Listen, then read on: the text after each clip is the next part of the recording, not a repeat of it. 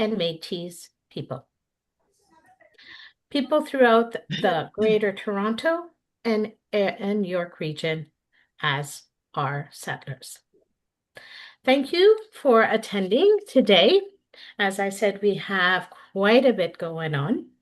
We have the agenda in front of you. We have 4 presentations going on, and our first presentation is going to be coming from Barb Glass. Secondly, Patricia Derby will do our first workshop, and we'll have a break. And our third workshop will be Phil, and then our fourth will be Colin. So I'd like to introduce everybody to Barb Glass, and I will say a little bit about my friend and indirect colleague, Barb Glass. So Barb's teaching career began in the York Region Board of Education. In 1990, she relocated to North Bay and spent 23 years at Canadore College. At Canadore, Barb taught and coordinated the academic upgrading pre-apprenticeship programs. You changed it for me. From there, Barb moved to Conestoga College.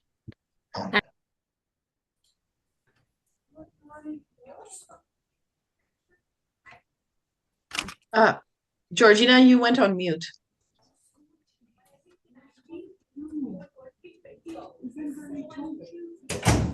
Just after you said Conestoga.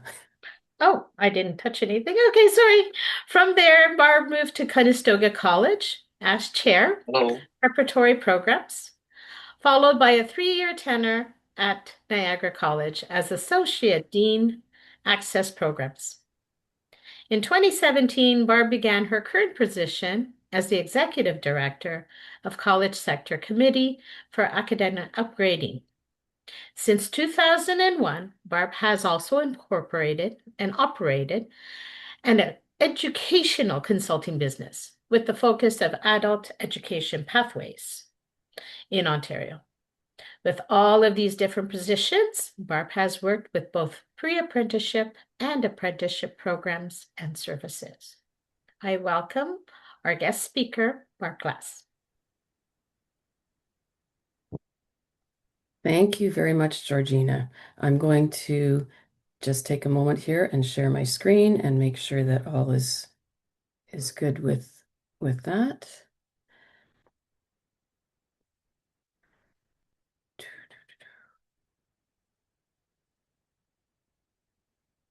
Okay. And Georgina, can you give me a thumbs up if you can see this okay? All right. Wonderful. And I just want to say I'm going to be looking back and forth between my screens. So I feel like most of us do that these days when we're doing presentations. So if I'm not looking directly at the camera, it's just because I'm looking off to the side a little bit. So I will again just get myself set up here. There we go. It's just such a pleasure to be here today. So thank you so much to MTML for inviting me. I really enjoy meeting with people virtually in person and just having a conversation and sharing some information that can be useful and beneficial. And Georgina and Ambreen, I will do my best to keep an eye on the time, but feel free to give me a nudge if we're getting close to 10:10 and I need to wrap up. I will be happy to have that nudge. If you would like to put any questions in the chat as we go, I have it open, and I'm sure Ambreen and Georgina will be able to also help monitor the chat. I will be able to stay for most of the session today. I might be in and out a bit, but if questions come up later, I'm also happy to try and address them then.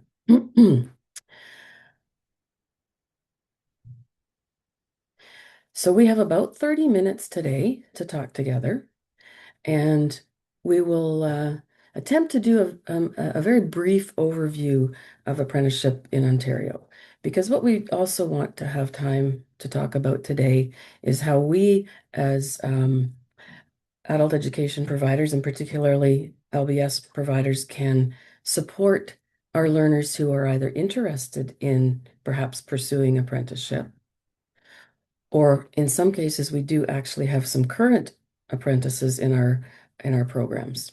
So we'll divide our time between those couple of topics today, but I do want to stress that um, my overview is brief. Happy to talk to any of you or do another presentation sometimes with a deeper dive into actually the what is involved in the apprenticeship system in Ontario. But we will work through some of that general information in the next few minutes. Excuse me.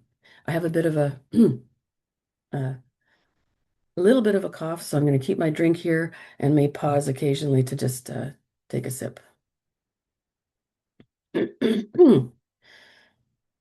In Ontario, for many, many years, uh, the Ontario government was fully responsible for apprenticeship. And then in the previous Liberal government's tenure for several years, for 10 years, they created something called the Ontario College of Trades, which some of you might be familiar with, in an attempt to restructure how apprenticeship is monitored and delivered in Ontario. The current Conservative government discontinued the Ontario College of Trades and then created an organization, a crown corporation called Skilled Trades Ontario.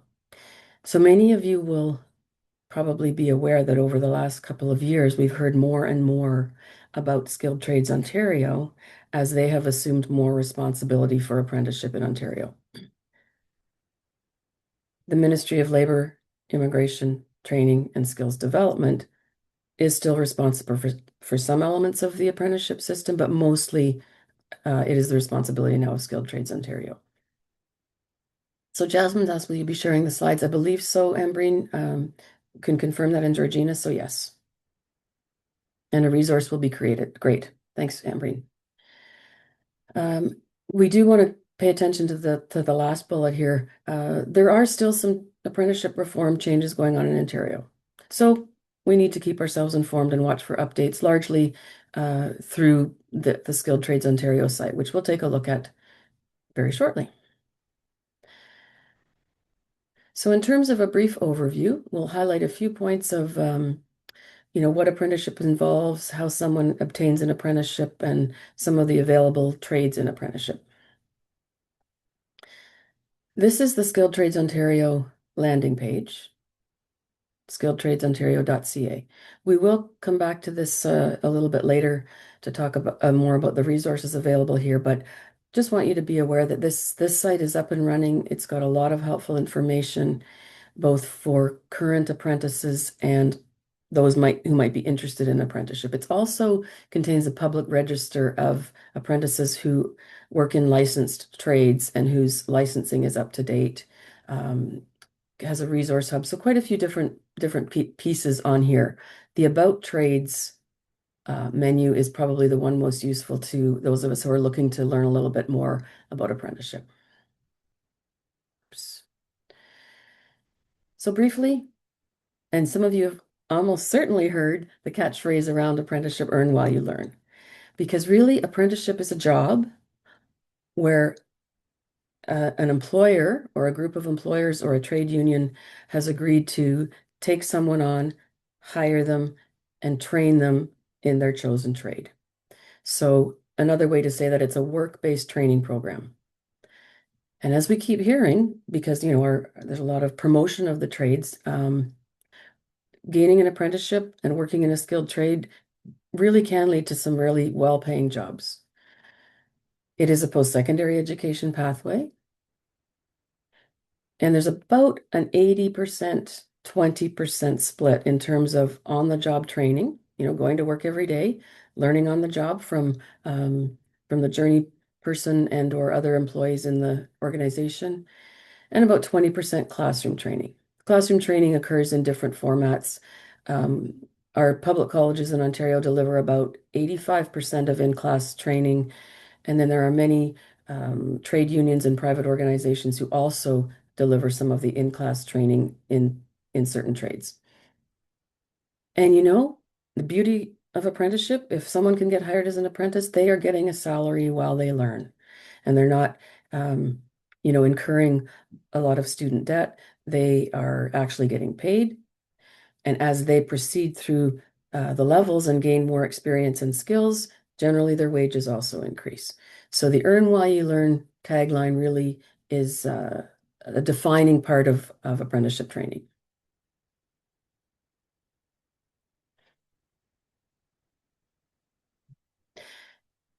A lot of people, I would just say there's a lot of misconceptions about what apprenticeship training is. So I always like to point out that what it is not. We just talked about what it is, but it is not a shortcut. It does take 3 to 5 years usually to complete an apprenticeship. It doesn't have to be for people just interested in traditional skilled trades that we think of, like plumber and electrician and welder. We'll see in a minute there's quite a variety. And it certainly is not only for people of a certain age or gender identity. The average age of apprentices in Ontario is late 20s.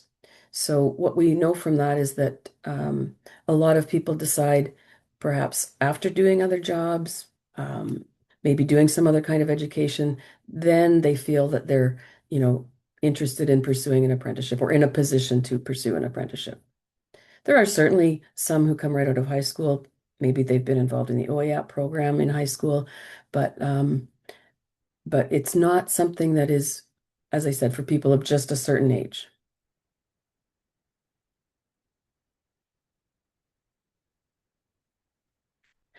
Very briefly, the trades in Ontario, and there are about 140 occupations that for which you can train as an apprentice, and they're organized into 4 categories. So we have construction trades, industrial trades, motive power trades, and service trades.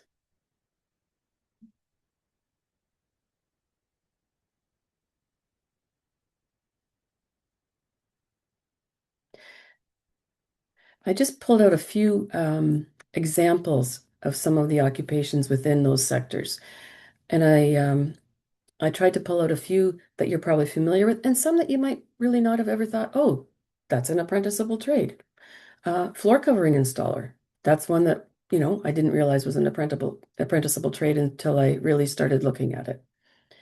In the industrial category or the industrial sector, there's a ski lift mechanic apprenticeship. There's an entertainment industry power technician apprenticeship. And then, of course, there are many of the more traditional ones that we might be familiar with, like welder and machinist.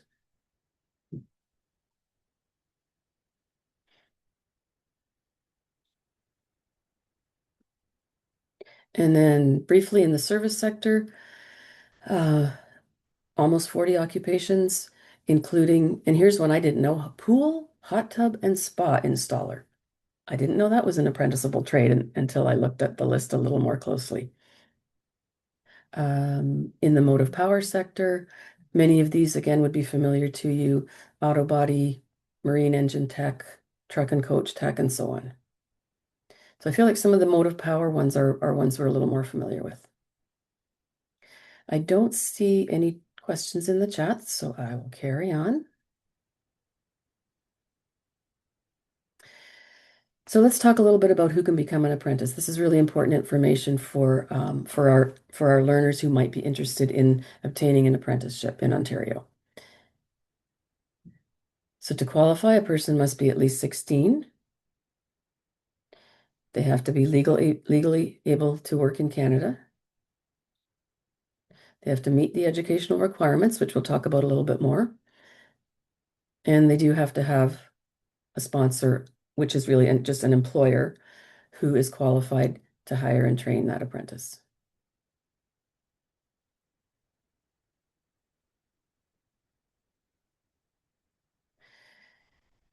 Of a lot of interest to us is the kind of education that apprentices require. We talked about those 4 sectors a few minutes ago. So generally, a grade 12 diploma or equivalent, and there are some equivalents that we'll talk about later, is required mostly for industrial, service, and motive power sector trades. For entry into most construction trades, grade 10 is acceptable, but, and this is a really important but, many employers are looking for apprentices with grade 12 or equivalent, even if grade 10 is the minimum. It depends on the trade and the demand. It depends if it's a union employer or a non-union employer. but always important to keep in mind that employers are allowed to ask for more than the minimum. And generally, probably most of you are aware, a good foundation in math, science, and communication and digital skills is important. And of course, there's a lot of problem solving and critical thinking and teamwork that goes on in a job setting for apprentices. So those are really important too. Smeed is asking, is there an apprenticeship available in veterinary assistant role? I don't think so, but I feel like I've heard something about that, Smita. Um, on the Skilled Trades Ontario website, if you look on the About menu, you would be able to see a list of all of the apprenticeable trades. That could be a much newer one that has just been recently approved, but I'm not sure. Good question. It Okay. makes Thank sense you. that that could be one when you think of the role of a veterinary assistant. Thank you. I have a young learner, I believe, who is looking for some training and program, and she's working very hard in my class. So just thought of asking this for her. Right. It is a college program. There is a veterinary assistant program at some of our colleges, as you probably know, but not 100% sure. I think after my presentation, I'll just look that up and see if it's on the list as a newer one, Smita, and I'll put a little Yes, answer that in the would help. chat. Thank you. Yeah. Um, there's many different, well, there are several different ways that someone can obtain an apprenticeship. The most traditional or direct route is to make sure you have the qualifications and then really do a job search to find an employer, also known as a sponsor, who will hire and train you. So it is like a job search in like any other job. You may be able to work with a union or industry approved training provider. Many unions and trade associations do hire apprentices directly and then send them to various job locations for their training.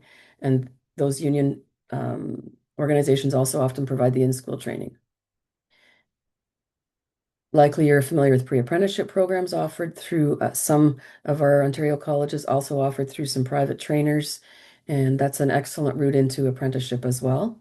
Again, we could talk for about a whole morning on some of these options and different things we can do, but we'll just carry on um, and have just a brief little recognition of some of these routes here.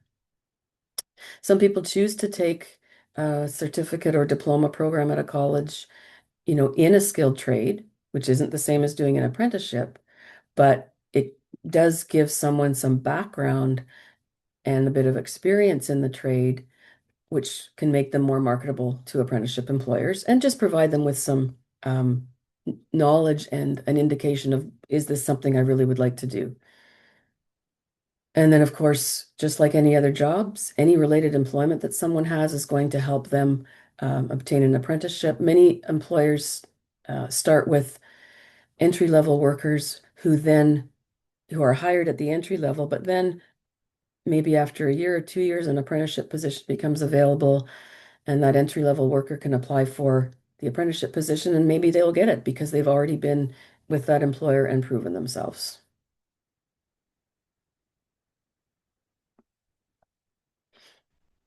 I see it's 9:51, so I think we're doing pretty well for time.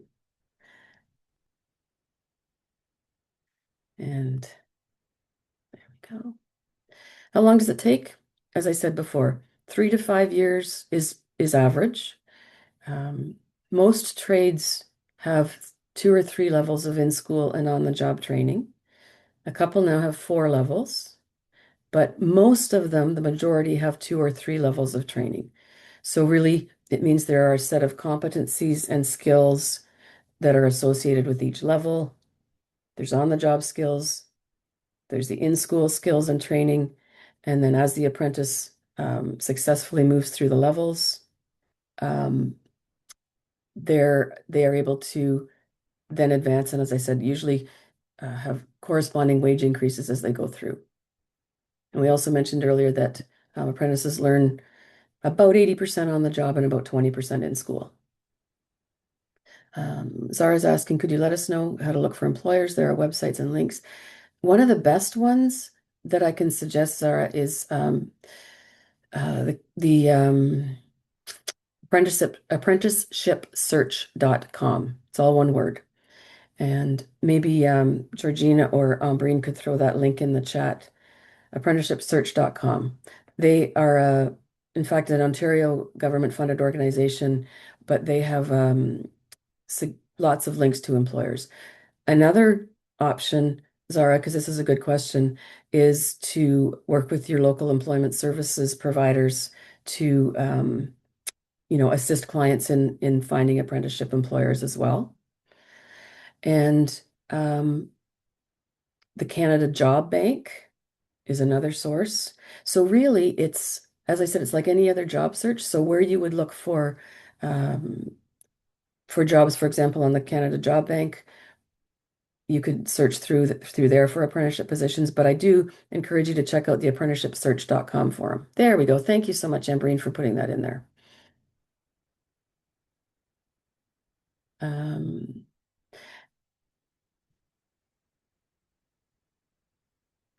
So once again, just an important clarification, because this is I think a misunderstood point. Individuals don't apply to a college or directly to a college for an apprenticeship. Apprenticeship is a job search with an employer to gain a position as an apprentice. Once that hiring has happened, the individual apprentice applies to Skilled Trades Ontario to register them as an apprentice with the employer. And so again, just stressing that it is a job search.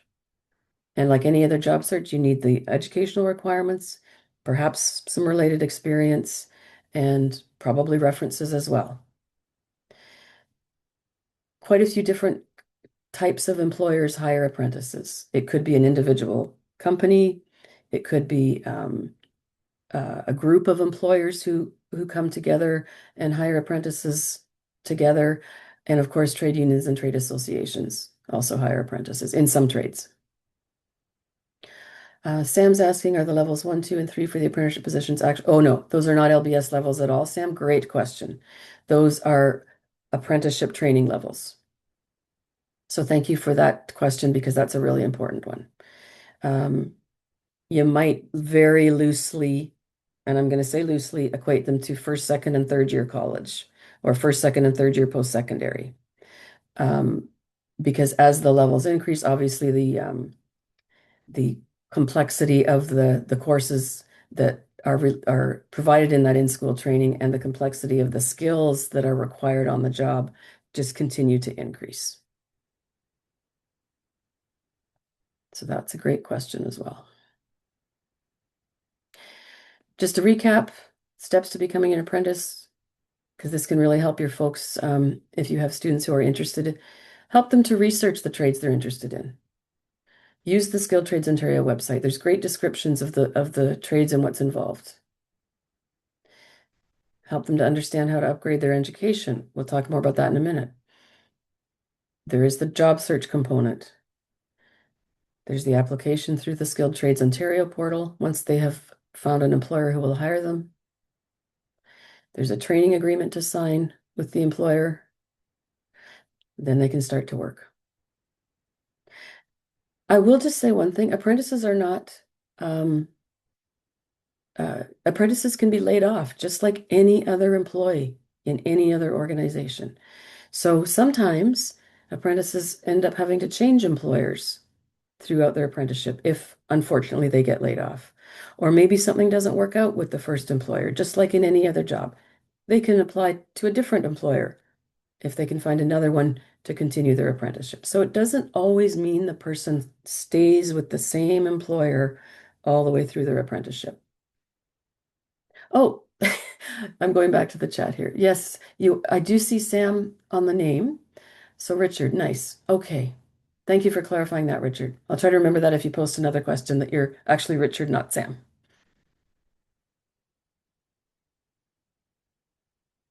So let's talk a little bit about some more specific ways we can support our potential apprentices in our LBS programs.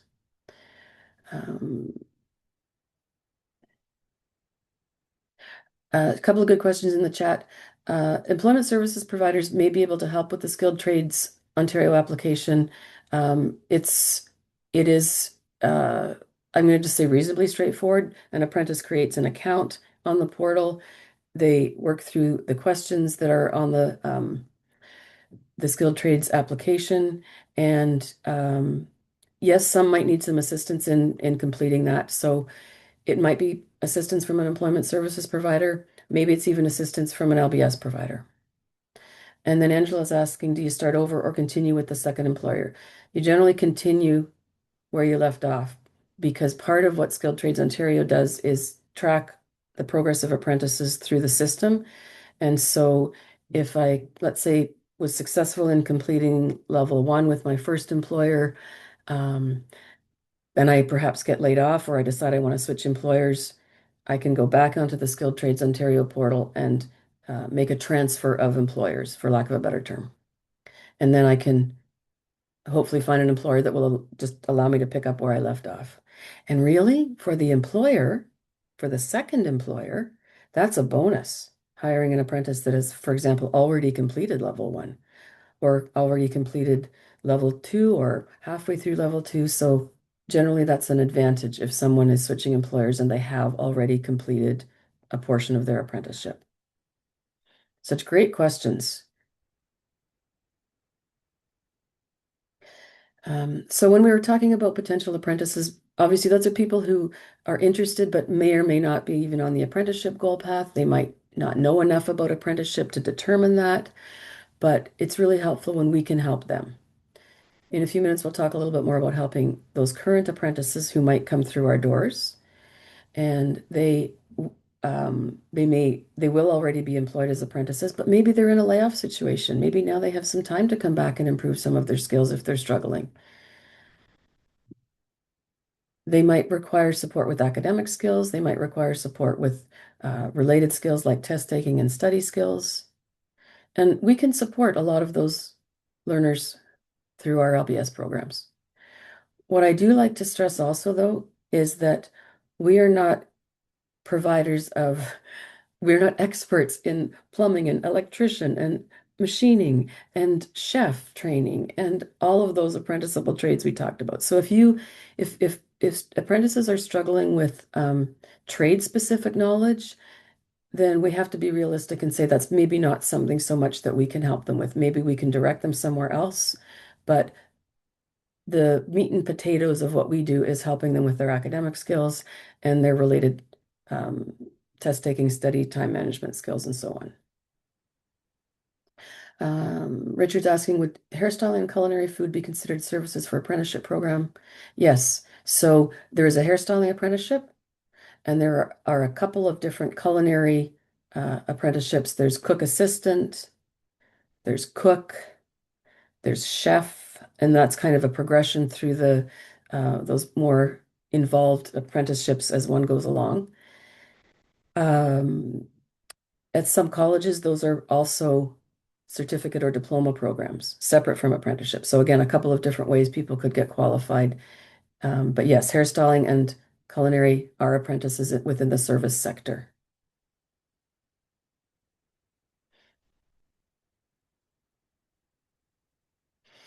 One of the best ways that we can help prepare our learners is to educate ourselves about apprenticeship.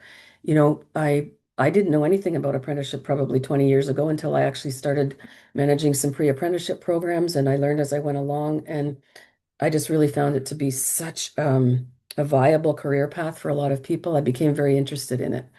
Um, so along with educating your learners, we're educating ourselves as well. And there are resources to help us do this. I'm just going to go back to the chat here for a second. What happens if the apprenticeship can't find a sponsor? You can't be an apprentice without a sponsor. So really what happens is that the person cannot register as an apprentice until they have a sponsor employer that's willing to hire them and they have the educational requirements for the trade.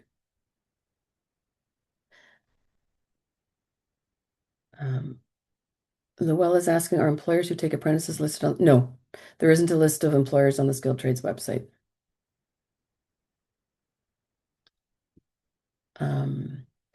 Michelle is mentioning that colleges have career centers to help learners find an apprenticeship. Yes, that's very true as well.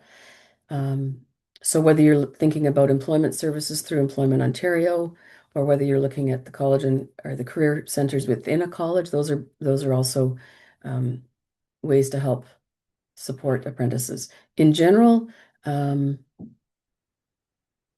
of the sites I mentioned earlier may help direct potential apprentices to employers. And another one, what do you suggest for individuals who are 30 plus or newcomers wanting to enter into a skilled trade as a way of changing career? There seems to be very few pathways for them. Well, I guess one of the pathways in is working in the trade as a non-apprentice, working as an entry-level worker in construction trades, maybe as an assistant, as a general laborer, because whether that person's a newcomer or whether they're born and raised here in Canada, having some related experience in the trade will almost always make it easier to get hired as an apprentice. And then, of course, also making sure that they have the required education level. So in the brief time we have, Jasmine, that's um, that's my quick recommendation. What's the entry for pre-apprenticeship? That depends on the training provider who's offering the pre-apprenticeship. Some pre-apprenticeships require the same level of education as the academic requirement for the trade, so either grade 10 or 12. Others will provide some perhaps equivalent preparation that would fulfill the requirement for the trade. So there isn't a one and done pre-apprenticeship entry requirement because it does depend on the trade and the training provider and what they have contracted to do for their pre-apprenticeship program in terms of what people need to start it. Again, excellent questions.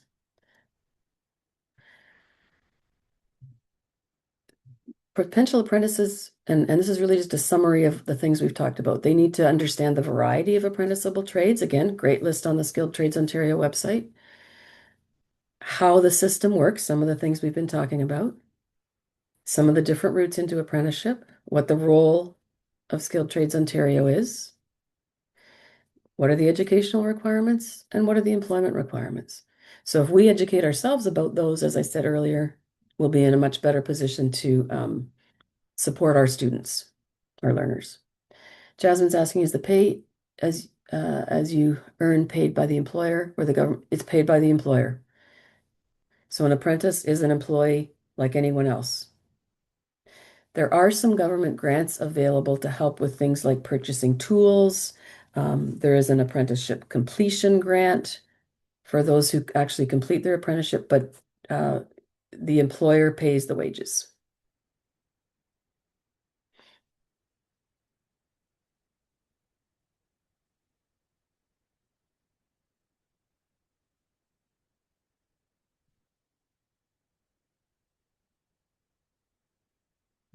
Great.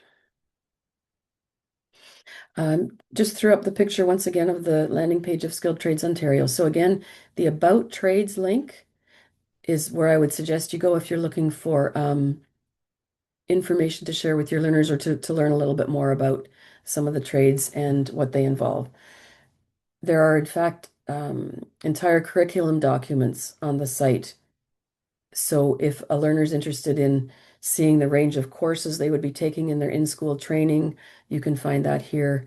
It is really a lot of great information. And so you can see I've just taken a picture here of the Start an Apprenticeship page within the About Trades and Apprenticeship menus. Thank you for putting that link in there as well, Ambreen. What is the motive for an employer to hire an apprentice instead of a skilled person? That's a really interesting question. Employers who hire apprentices are making a huge commitment to that apprentice because they are not hiring someone who is ready and fully qualified in the trade. I think many apprentice employers hire apprentices because they recognize the value of apprenticeship training.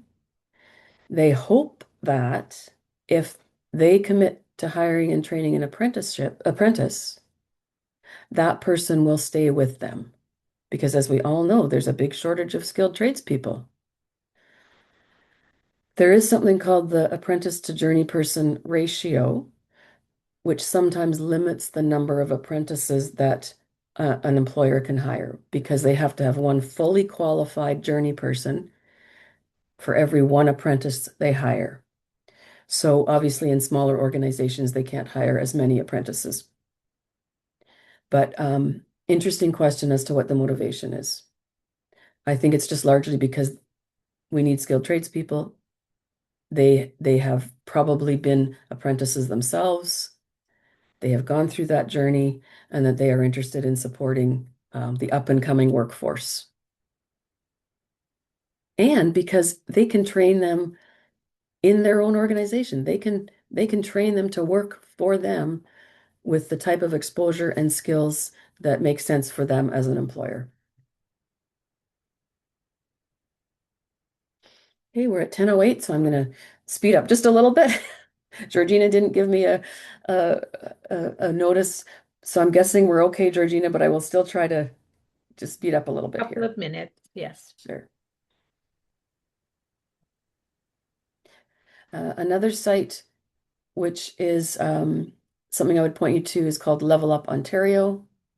And it has a lot of information about the skilled trades fairs that the Skilled Trades Ontario organization conducts around the province. But it does have these great links that are helpful when you're either looking to educate yourself or helping a learner to learn more about the trades.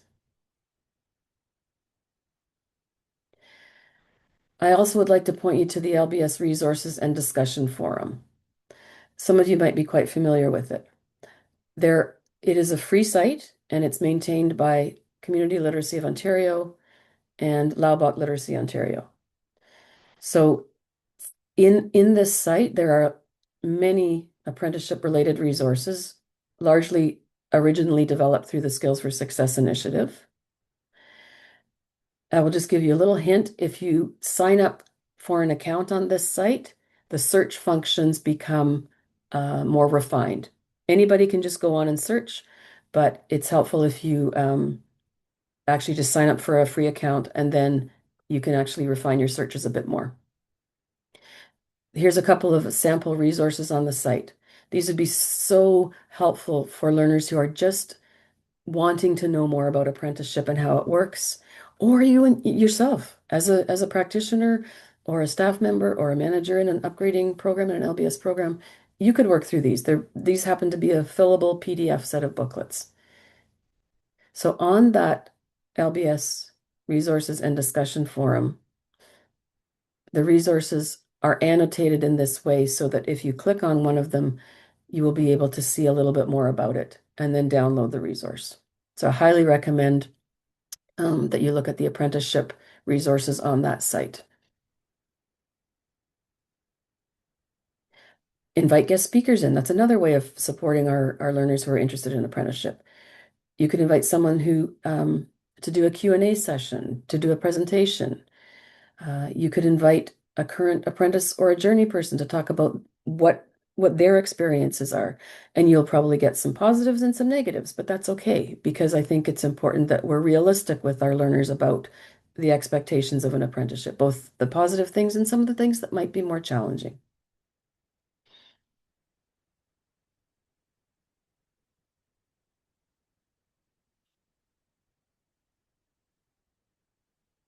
Education requirements, we'll just quickly, again, familiarize ourselves with these.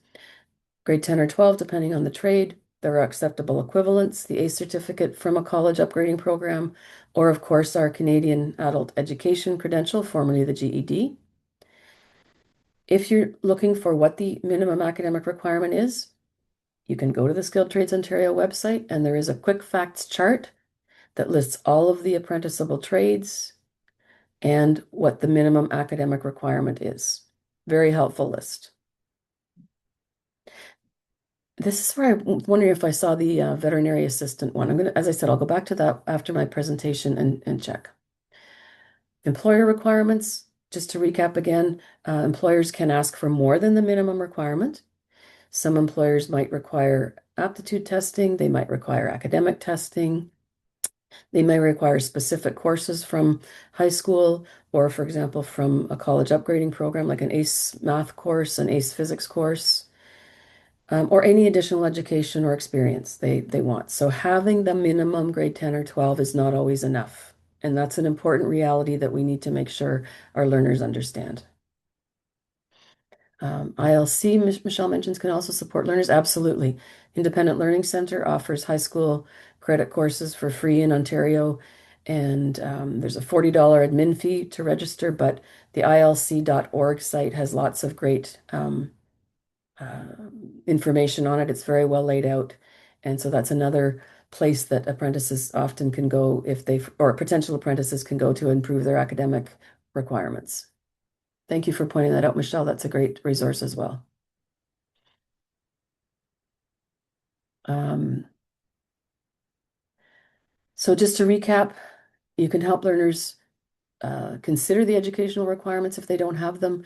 We, of course, have school board adult credit programs. We have the ILC, as Michelle just mentioned. We have college age programs, and we have CAE prep programs offered now by an increasing number of LBS providers since we have more resources available to support CAEC prep now.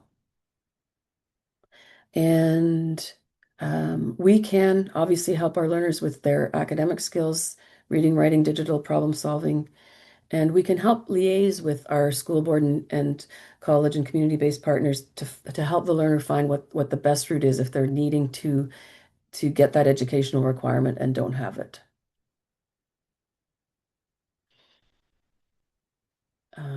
Just some key takeaways. They have to meet the education and employment requirements. It's sometimes helpful to start in an entry-level job and then work toward applying for an apprenticeship position. Previous experience is very helpful. And just like any other job, there are attributes, attitudes, education, and experience that make them attractive to employers.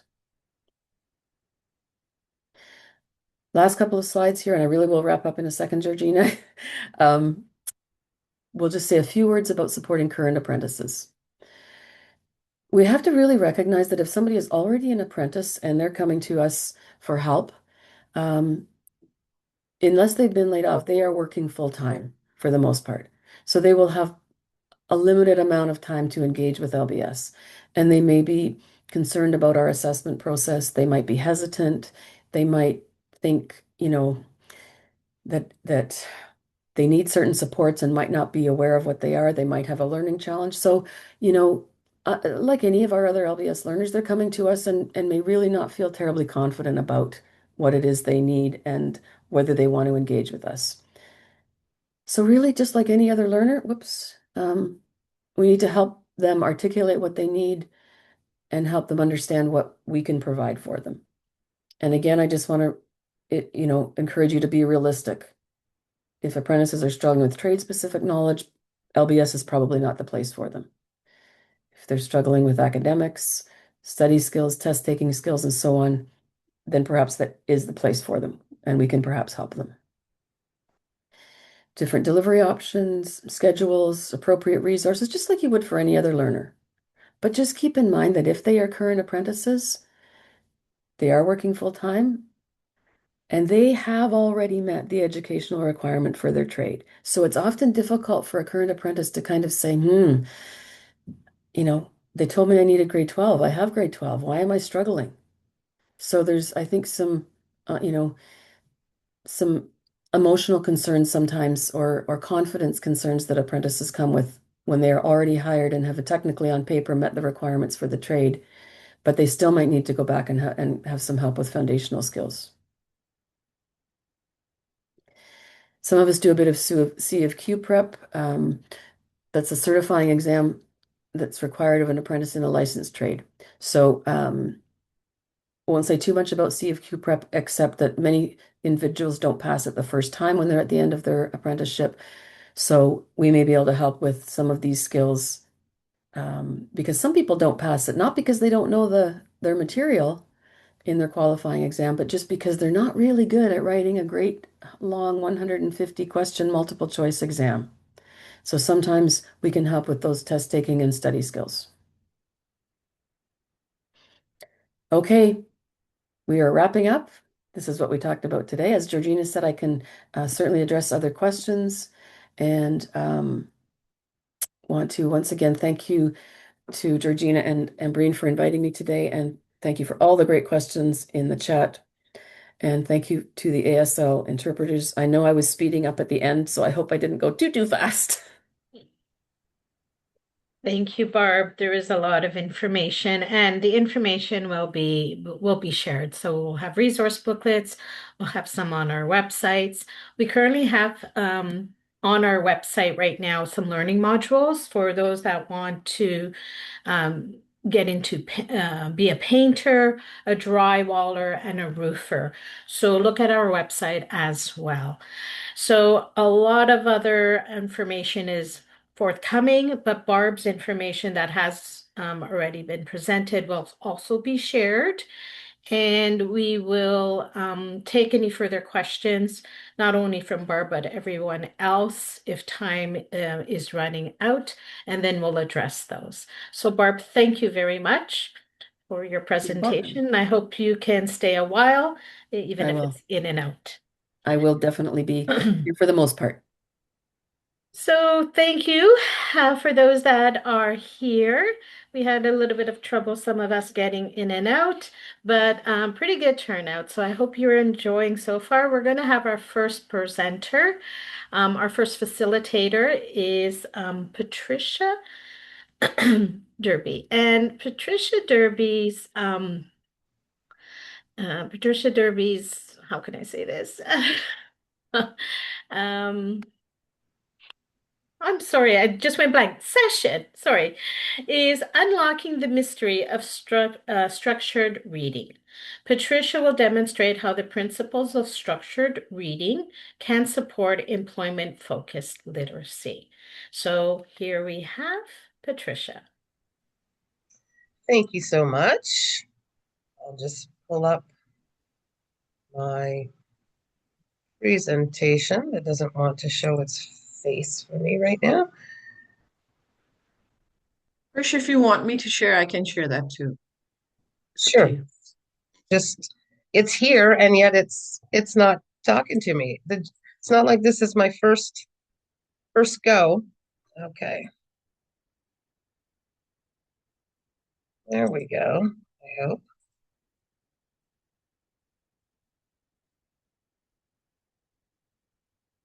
Okay, something's going wrong. There we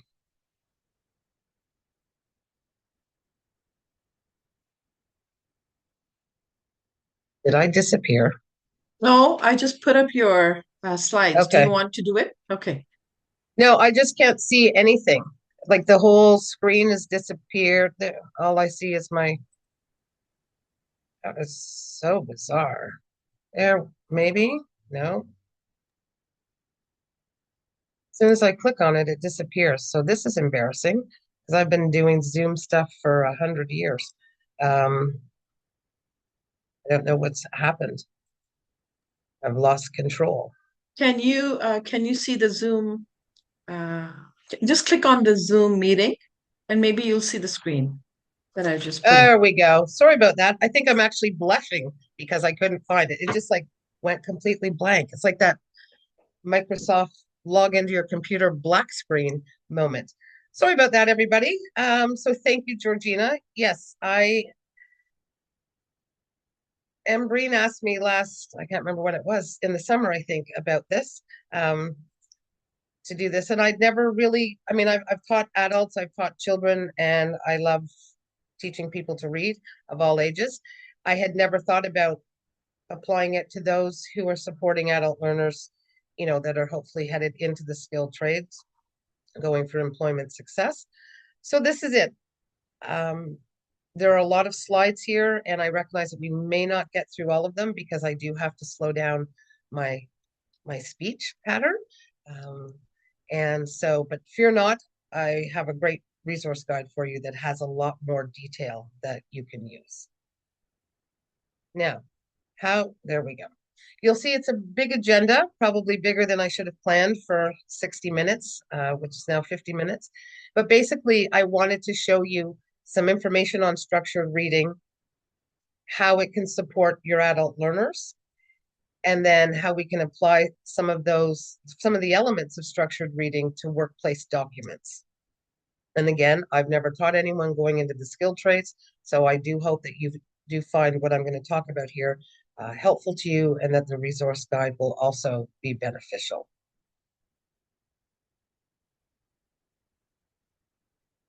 Now, Embreen, do you move it? Because I can't move it either.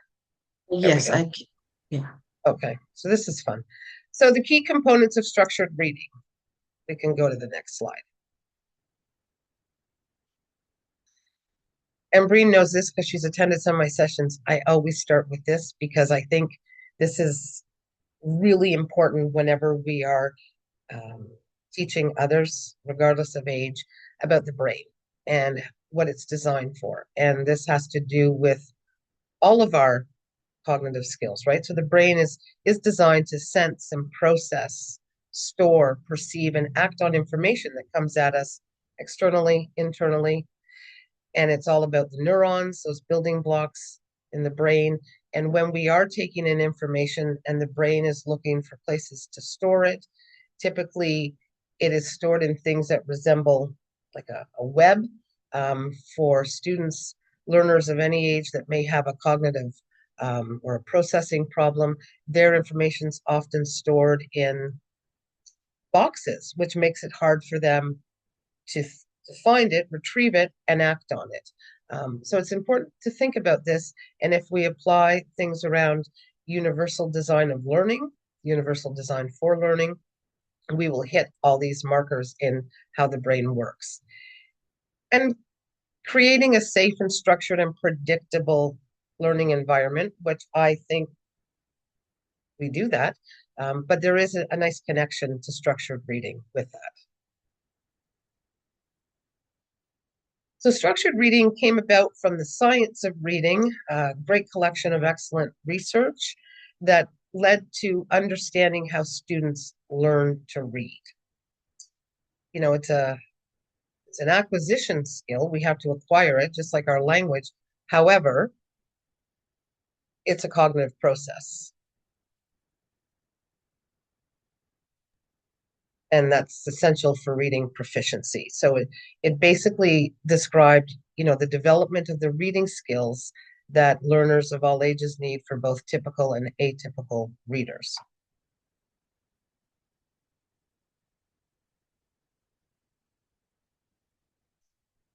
So the key components of structured reading, and now hopefully I'll start to make the connection for you around these components of structured reading and the impact on our adult learners.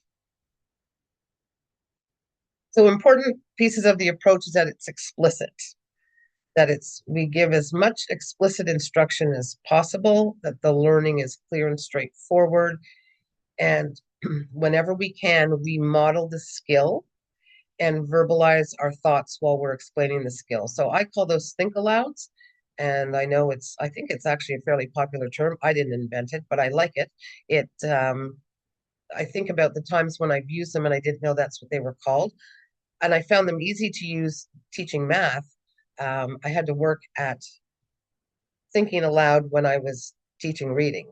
Not hard with phonics, but gets a little bit more difficult with other things. But whenever you can model that skill, it helps make that connection to the brain. And structured reading is systematic. So we want to teach things in a logical order.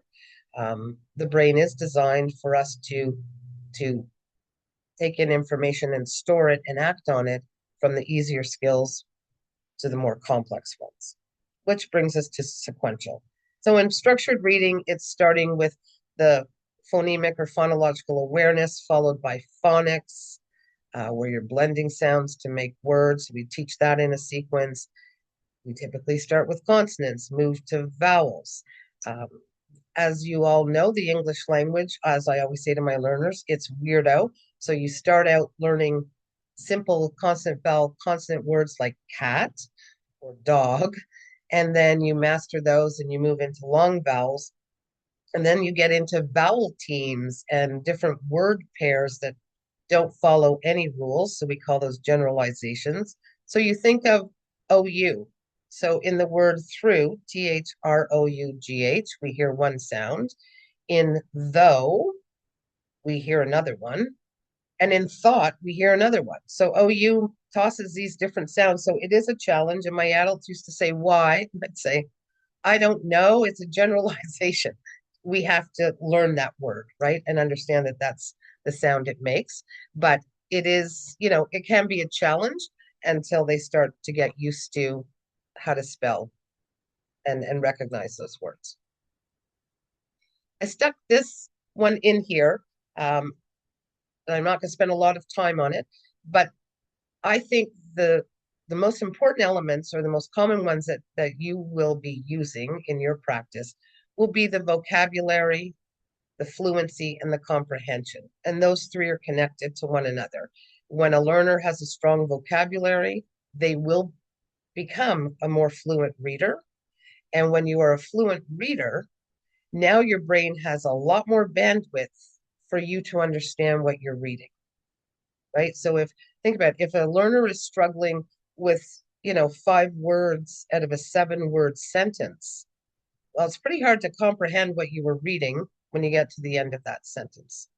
So it's important that a lot of what we do is the vocabulary, building those skills up, leading to improving their fluency, and then checking in on their comprehension. And before I change the slide, full disclosure, I have a cat and she's no longer sleeping and she's hovering. So I'm hoping that that won't be my second embarrassing moment this morning. Okay.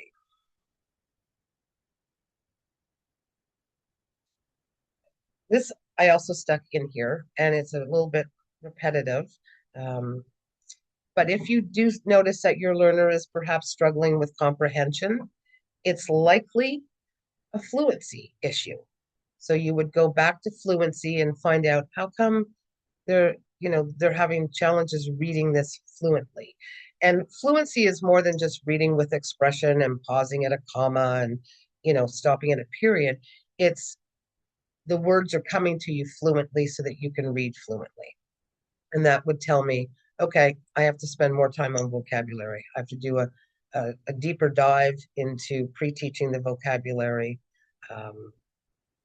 focusing on the scaffolding, making sure they understand what the word is.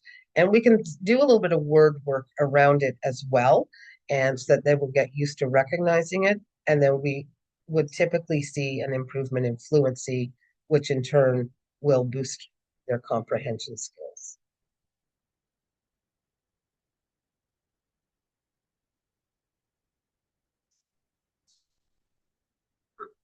So how does structured reading support our adult learners?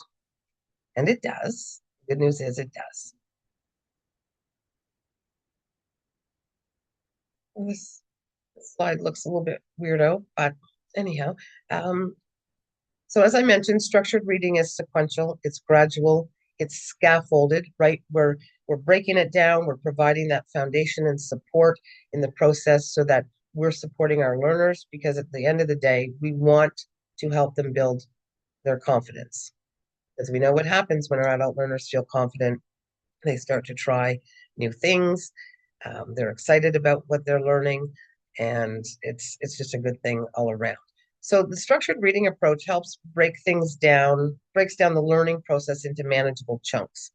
And as a former special ed teacher, I'm all for chunking whatever I can chunk, and it worked well with my adult learners as well.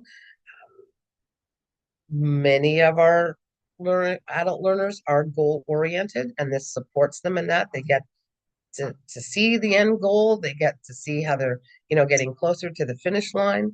And it also provides tailored support for your readers, because you may have, learners who are struggling maybe with some cognitive processing issues, and the structured reading, because it builds on each skill, will help them with that. It also creates a safe learning environment because it follows a predictable path. They know what's coming next. Like, we're not going to go from, hey, they're not very strong readers, so I think I'll put this a technical manual in front of them. It's like, no, we're going to take that and bits and pieces, work it out, learn about the words, that they make sense, that you can read it with confidence, you can talk about it, you can talk about what you've read. And it also, structured reading helps foster that development of the new neural pathways and strengthen them, because that's what we want to do, so that their ability to retrieve information and apply it to what's, was asked of them is a good thing. And it empowers them to build those connections needed for the fluent, confident, and meaningful reading.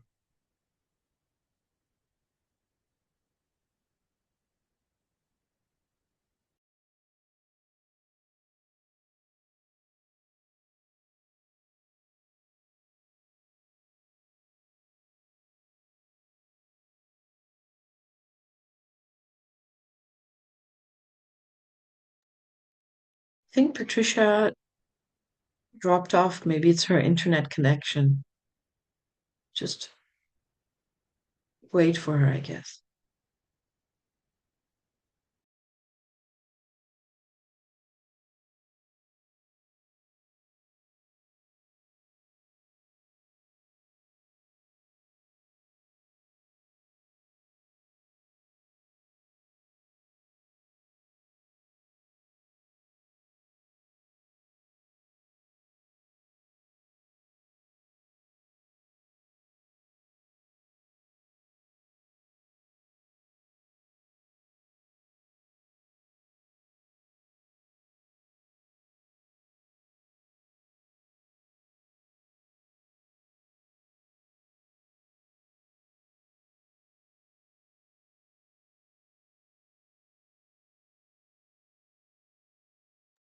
I'll just give her a call and update you. Give me 1 second. Oh, Patricia's there.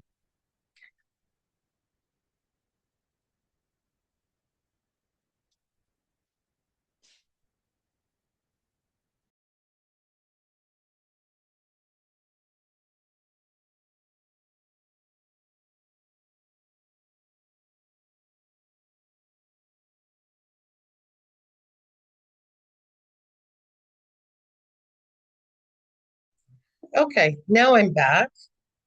I'm so sorry. It's not foggy or windy or raining in Nova Scotia, and I had full internet, so I don't know what happened. Okay,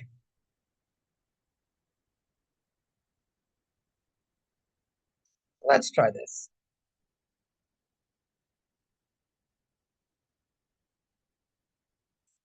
Yeah, move slides. There we go. So now let's take a look at applying structured reading to workplace documents.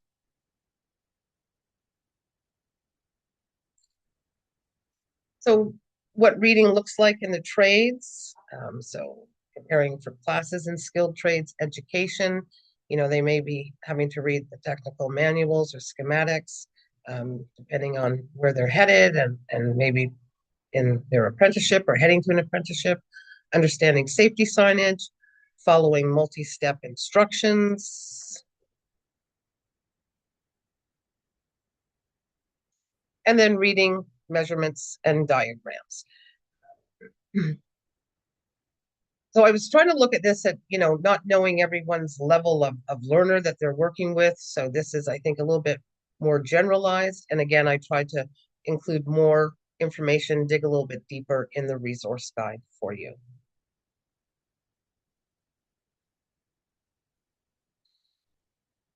So back to those structured reading elements and how we can link those to employment skills reading tasks. So for example, in phonics, helping the learners decode words or terms such as voltage or compressor. And then with vocabulary, once the learner has identified and mastered difficult words that are typically industry specific.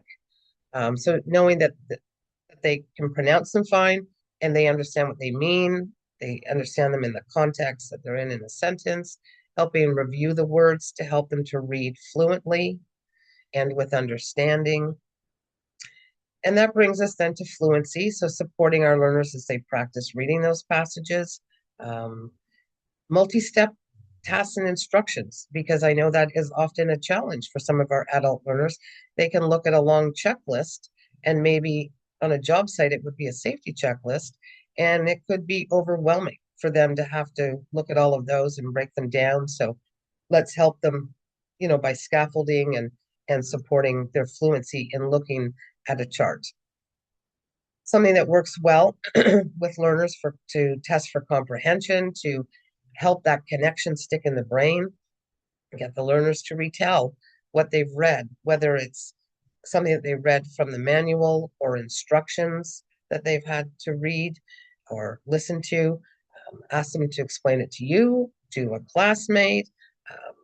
All of those help make the connections. Role playing, anything like that. So that way they can see things. At the same time that they can see it, they can hear it because you're doing a think aloud. And then it just helps with the connections. And then they can talk about it. And verbalizing is one of the best forms of getting adult learners and children to demonstrate their knowledge and to have those connections happen.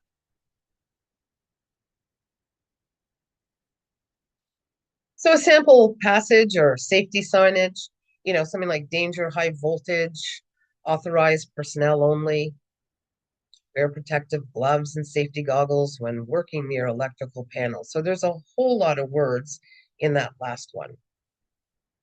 And so we'll take a look at, what we can do to break down something like that. Because again, I was making some assumptions about the level that where your learners are.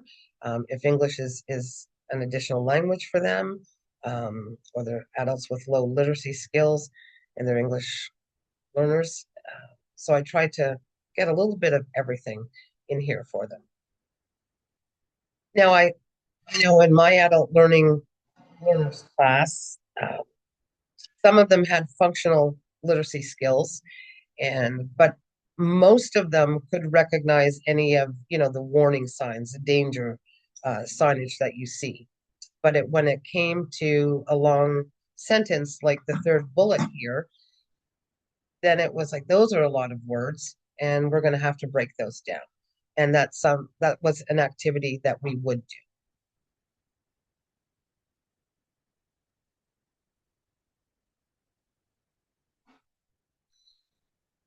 So how do you do that? Well, you decode words like voltage and protective. And how do we decode? You can start off by asking them, you know what? Circle the vowels in those words. And then because we were already doing word work with my learners, then it was like, so that's kind of the general rule of thumb when it comes to the vowel in the word. Some of them be like, well, that's a syllable, or that's where we can break down the word.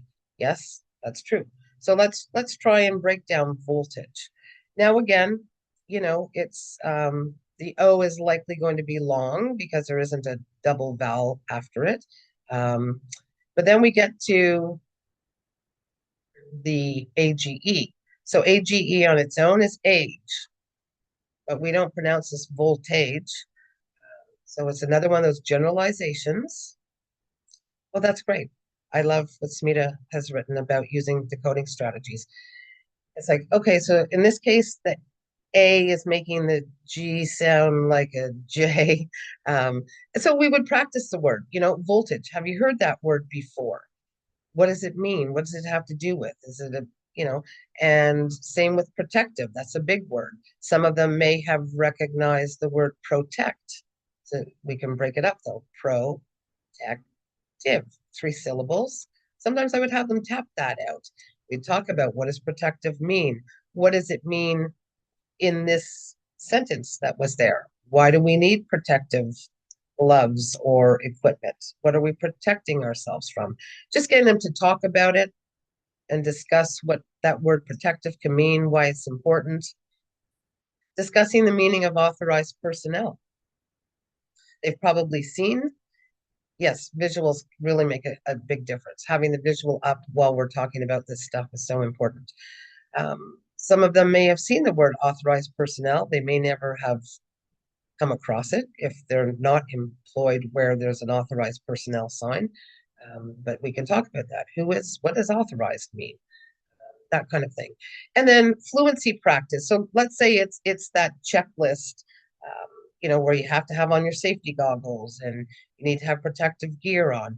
Have them do some fluency practice after we've supported them with the vocabulary by reading it aloud as if they're warning a coworker. A little bit of role playing. And I'm sure all of you are doing this anyhow, but these, believe it or not, fit in with the elements of structured reading.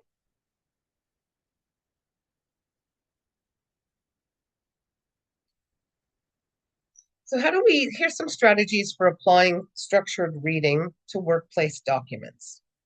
And it's a little bit repetitive of what I just talked about, but if you give them a sample document, the first thing you can do is ask them to circle the words that they find difficult to read. Right? So that's the first thing we're going to do. What's difficult to read?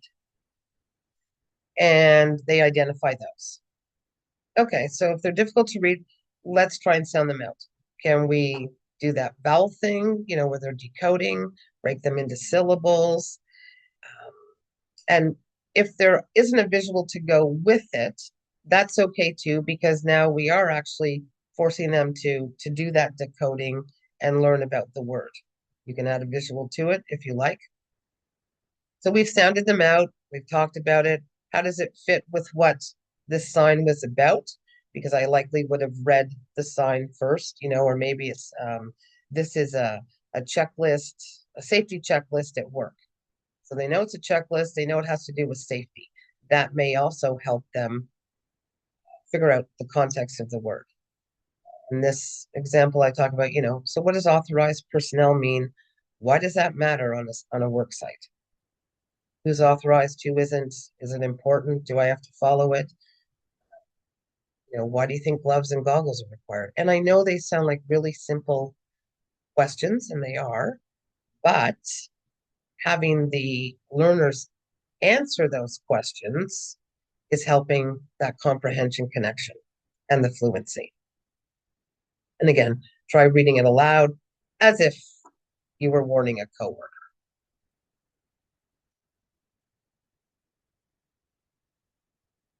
That's a good question, Lindsay. So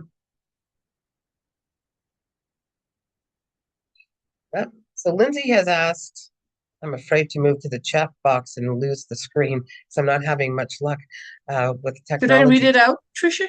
Sure, that would be very helpful. Okay. Thank you. Okay. Are there any strategies you can suggest for accommodations, alternatives to written safety tests for students who struggle to read or have difficulty with reading in English? Yeah, I think off the top of my head, I would say, doing a lot of practice test taking, and providing them with some strategies.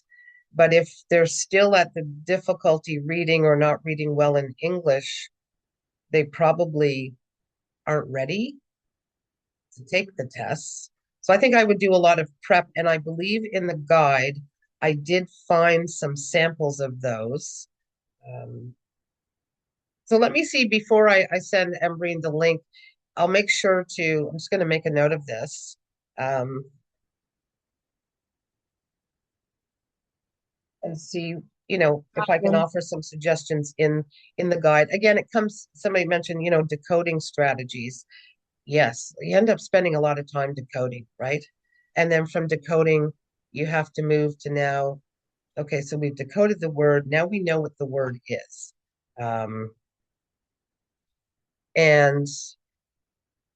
But the thing is, well, I think one of the good things about adult learners is that they come to us with a vocabulary, right? A vocabulary base that often younger learners don't have. They may not know how to spell that word. They may not know what that word looks like, but they've heard it, whether it's at home, on the job, in school. they know what gloves and goggles are. Maybe they've never thought about why I need gloves and goggles at a work site. Authorized personnel, again, they might have seen that sign. I mean, we see them even in stores or at malls. And they may know that it means they're not allowed in there. But again, once what I find with teaching the adults to read, and I had a class of adult learners in their 40s, 50s, 60s. They weren't even functional readers when I started working with them in September. And by May, June, we were reading adult fiction novels, which was amazing to see. But my point is that once we got past a lot of the phonics and decoding, and they still relied on decoding as a strategy, but because they came, in their 40s and 50s with vocabulary, many of them still watch the news or listen to the news, so they had heard a lot of terms, and now all of a sudden I'm teaching that to them. We did a lot of word work, like vocabulary work. And suddenly they're reading it and it's all clicking for them. It's making sense. It's in context. And I think that's a big part of how we would apply structured reading strategies to workplace documents that way. And decoding and scaffolding vocabulary would be an ongoing thing with working with adults. So again, yeah, that teaching focus on safety signage, breaking the words into chunks. Have they heard these words before? So it's great to break them into chunks and then have a little chat. Have you heard this word before? And again, I'm still, focusing on words like protective, authorized, and voltage. I recognize that there are lots of other words out there that you're going to come across as you're preparing the learners for either, taking the tests or learning a skilled trade. But to keep it simple, I did sort of focus on the same words. Talking about, have you heard these words before? Yeah, I've heard authorized. Where have I heard that before? My group was really good about chatting about this stuff. And then they all kept a notebook, and it was almost like their own personal vocabulary dictionary. And they would write down words that had stumped them, or that they were learning for the first time. Or that they finally learned to spell, and then, put in some meaning.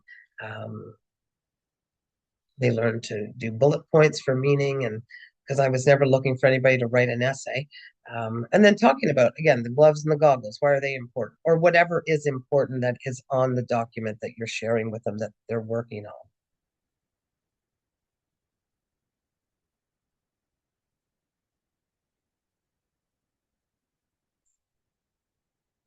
There we go. So another one, a sample passage, maybe they are workplace instructions. So to operate a drill press, put on safety goggles, secure the material firmly to the work table, adjust the drill speed using the control knob, lower the drill slowly and keep your hands clear. Not a lot of difficult words necessarily in that, but they're important because they're all around the worker safety, right? And the process of operating a drill press, which I don't know how to do. I'm the least handy person all of you would ever meet. But, again, let's talk about this with the group. And why does it go in that order? Why do I have to put my goggles on first? And I know some of this seems really blatantly obvious, but my point in talking about this is to get them verbalizing it so that they're talking about it, they're seeing the instructions, maybe they're looking at other visuals or graphics that you can share that show a picture of a drill press, and how do you secure material firmly to the work table, and then there's a control knob. So that's lacking in this little on this slide, but that's kind of the idea. And keeping your hands clear, and it's all I think take for granted information, but it gets them talking about it. And we want them verbalizing.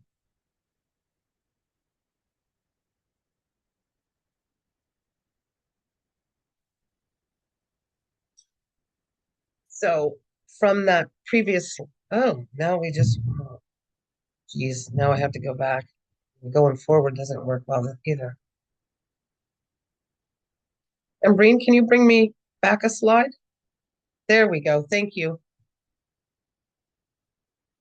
So again, the decoding, whoops, it keeps jumping. Okay. There, let's try that again. Decoding vocabulary, fluency, comprehension. So we're going to decode words like secure, because secure can have different meanings, right? Do I feel secure in my home versus secure the material to the firmly to the work table? Talk about that, meanings. Adjust, material. Some people may just think of material as being the fabric that we make clothes from, or material, written material, papers, that kind of thing, getting to talk about it. So we'll decode the words, we'll talk about them, and, let them put them in their little vocabulary dictionary. We want them to review the list, the instructions, read aloud to each other, and work on their fluency that way, and then discuss the sequence of the instructions. Why are they in order? Does it matter?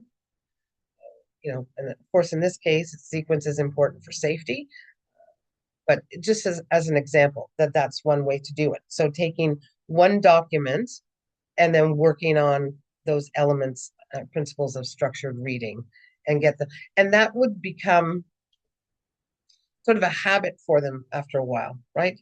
That you would get to the point where you're putting another document in front of them, workplace related, industry specific, and that they start to go, okay, the first thing I do when I see this, I'm going to decode.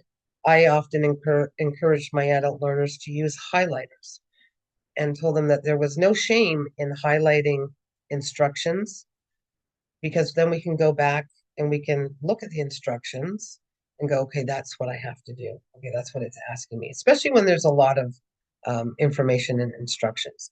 And I said, that's just a good strategy to support your learning. But get them used to, okay, the first thing I'm going to do, I'm going to look at what this is about. Do I even understand what the title's about? I wonder what's going to happen next. Okay, so now I'm going to decode the words that I find difficult. I'll identify them. Now, maybe a lot of them can pronounce the word secure. So the question when you get to the vocabulary is, what does secure mean in this case? Talk again, reviewing the vocabulary, then having them read, talk about it. For fun, they can make up their own list of safety instructions, right? You're in charge. How would you keep this work site safe? That kind of thing.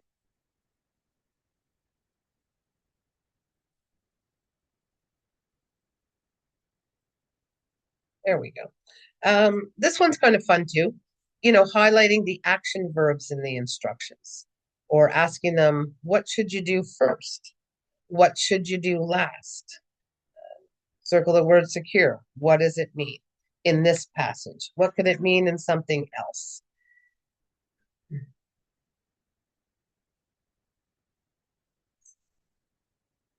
So a safety checklist. And again, depending on the learner, checklists can be their friend or not. Depends on how long the checklist is. But, hard hat, steel-toed boots in good condition, gloves and goggles, tools stored properly, work area clean.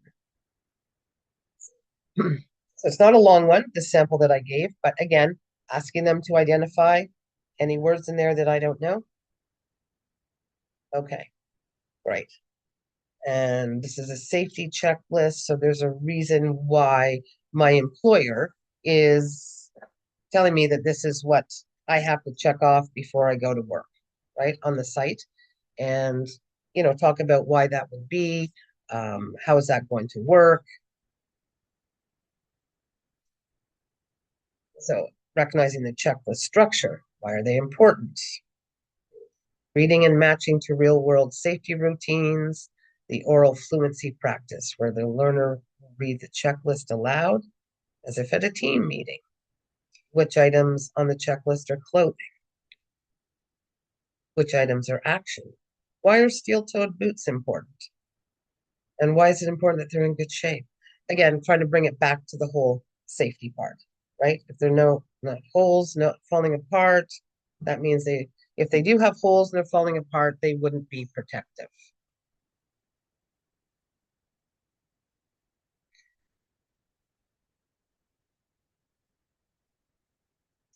So there we go. We're just going to jump ahead 2 slides. That's fine.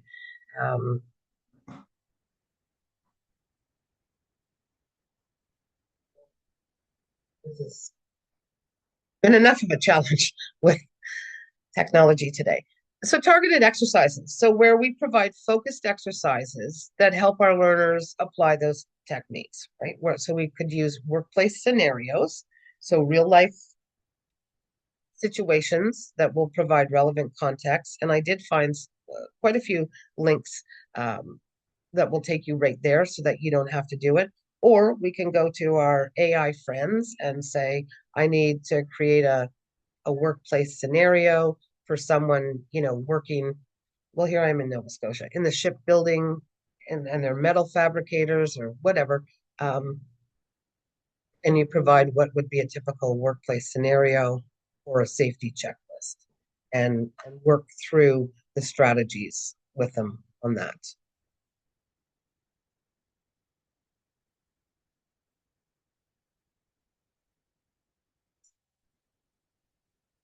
So phonics, vocabulary, fluency, and comprehension.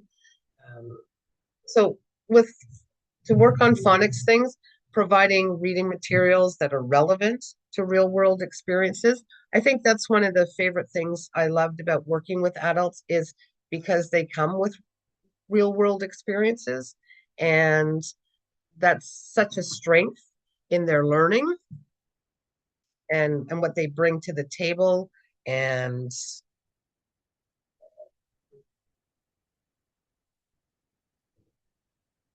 what we can do with that previous learned experience and knowledge that they have.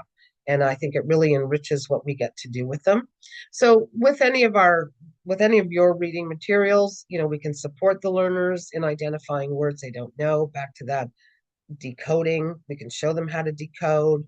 We can get them used to decoding stuff when new stuff is put in front of them. UDL loves multisensory stuff, so tapping is great. We did that for when we heard, and the adults didn't mind doing it. They were quite comfortable, and they found it ended up being a comfortable strategy for them, that they would circle stuff and then they do some tapping, and then we'd bring it together as a group and talk about what we decoded in that word.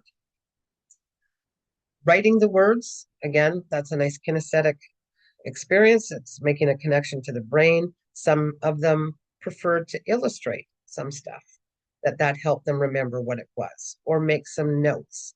I had some students that would have a hard time taking their own notes, so I would I call them cheat sheets, and would provide that, and they could make some little notes of their own or pictures, but they didn't have the ability to take full notes, but they could do little jot notes or little pictures. Because at the end of the day, we want them to see those words often enough that then it becomes automatic. It's kind of like good old sight words when we're, working with little kids, that they know that THE is the, SAID is said. This way they know that safety looks like that, and secure, and goggles.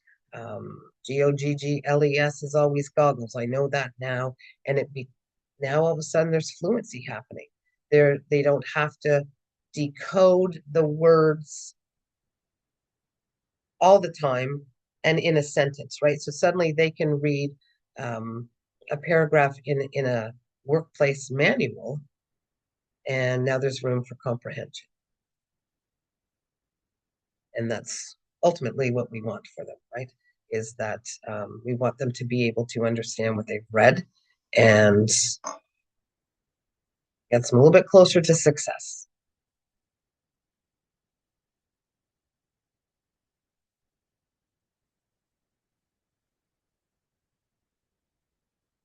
It just doesn't want to move for me. There we go. So again, some more strategies, using industry-specific terms, PPE, torque, hazard, providing those industry-specific passages and texts. And I know this is a little bit repetitious, but for me, the focus for all of you would be on the vocabulary, the fluency, leading to comprehension. Having them write the words that they don't know, discuss the meaning. Discussing, again, is important. Verbalizing, reading the passage and text to them to put the word in context. It's great for the learners if they can see it. They can see it on a board, maybe on a slide, hear you talking about it, and have something in front of them as well, and getting them to say it. Echo reading, I did that with my adult learners as well, and that would be where I would read, maybe a sentence from a document, and they would read it. They would repeat it after me. And we didn't have to do that a lot once they got used to it, but I'll tell you, it really helped build their confidence, because suddenly they're reading a document that yesterday they would have really struggled with. But now they can see it on the slide, they can hear me say it, and then their brain hears them say it. And so, you can have some fun with that too, where they get to do that with you. And then we can move into decoding. Okay, we just read that. A lot of words in there that might be new to some of us. Let's take a look at them. So whenever you can, I know you do this, pre-teach vocabulary, discussing the meaning and the usage, and then have them talk about it. Have them, again, role play with their. Yes, I like that idea. Workplace video on YouTube and have a matching worksheet to go with it. Yes, absolutely. Because I know a lot of people now, rely on that kind of visual besides just a slide, but to see something in action is really very helpful to them.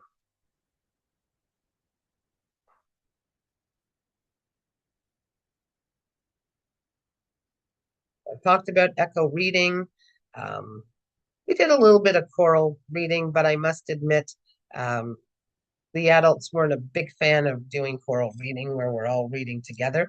They were a fan of echo reading. And, again, your learners, I do not. So these are just suggestions of strategies that have worked well.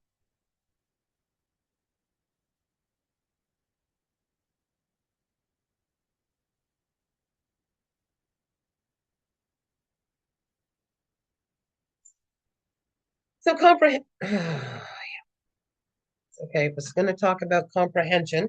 The industry specific. I'm looking at my slides here.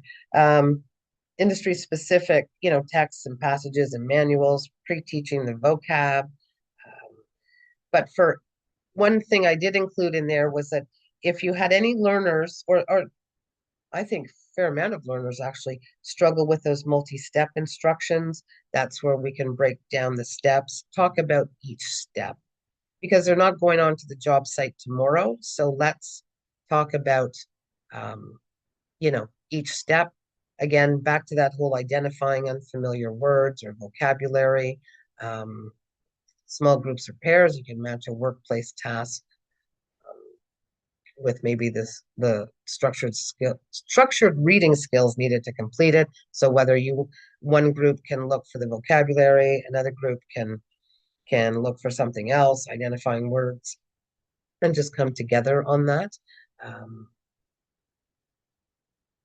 And it's just important at the end of the day that we're trying to provide that foundation to them and get them, and I'm being repetitive, but get them used to looking at, when you put a document in front of them, whether it's on paper, in a textbook, on the screen, that they get used to going, okay, I first need to look for the words that I don't recognize and go from there.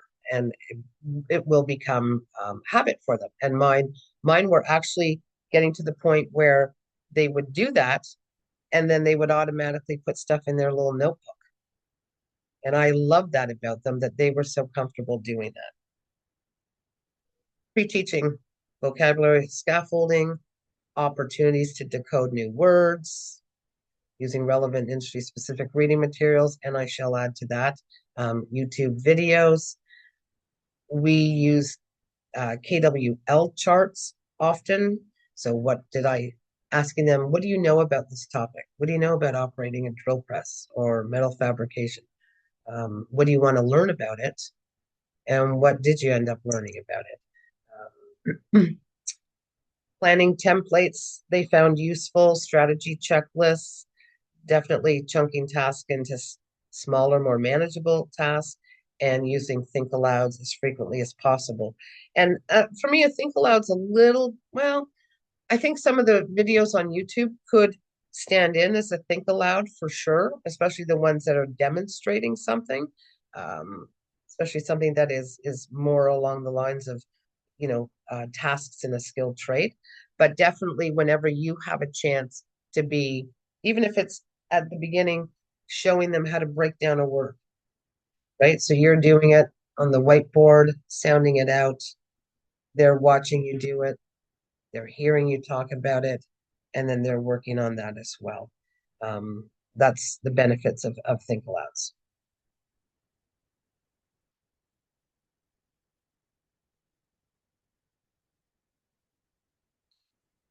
Role playing, retelling passages and texts, matching games, vocabulary, cards with words, match it to the task or the picture, comprehension with meanings. Hear it, say it is so important. Writing, because we do want to build the next step after comprehension is to be able to write about it, right? And since you're working with learners who are headed to having to write some aptitude tests or other kind of tests to see if they can get into a trade or into the apprenticeship program. So getting them used to being able to write, maybe not an essay, but it's tough where learners of any age struggle. If you have very weak reading skills, especially in vocabulary, it's hard to write what you don't know. Like it's hard to write words that you don't know. So that's why all the work the strategies I've been talking about so far lead up to building those writing skills, right? Because now they know the vocabulary. And then from there, now they're getting the vocabulary. They're able to read those documents, talk about those documents. Now I can write about them and build those skills up. And test prep, right? How to study, metacognition. And in my podcast that Ambreen just referred, I do talk about metacognition strategies with adult learners. Get them thinking about their thinking and what works for them, because everything's different for all of us. And I mentioned highlighters before. Those are really good, and it's time for me to go. Let's see if I can get to one last slide here. And we'll take questions, Patricia, during our Q&A, but if you can just wrap up. Yeah. So I will just wrap up. And again, everyone will get a copy of this. And I apologize for the technical issues. I've been delivering workshops online for a decade, and this is a first for me. So I thank you for your patience. And again, I'll be giving Ambreen a link, and you'll have stuff for you to refer to. And I'm always happy to chat more with people who are interested. Thank you, everybody. Patricia.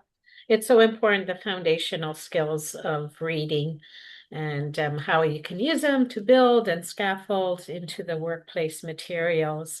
So thank you for all those strategies. We will have Patricia share the link, and then we will also share it.